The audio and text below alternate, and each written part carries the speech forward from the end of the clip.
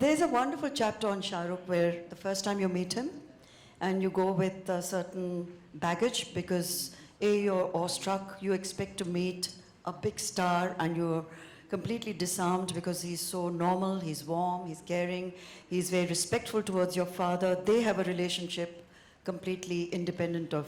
I mean, it was, I remember the day so clearly etched in my head, like it's like it happened yesterday. I grew up with movie stars that were stalwarts, that were luminaries, that we literally looked up to, like Mr. Bachchan. You know, when he walked into the room, there was a sense of like, you know, like glory. Someone magnificent has walked in. So there was this stardom that I had realized, being a producer's son, stars were always put on a pedestal. We were always the poorer parties. We were the ones that had to kind of succumb to their stardom, look up to their, full of awe, because they were the ones who made the movies happen. So I grew up feeling movie stars were like unapproachable entities.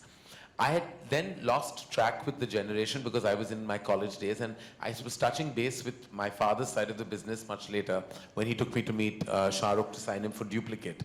And I had never met somebody who was a young movie star, who was so loved at that time, and everyone wanted him in their movies, who was this animated, this conversational, this, what do I say, just this real person.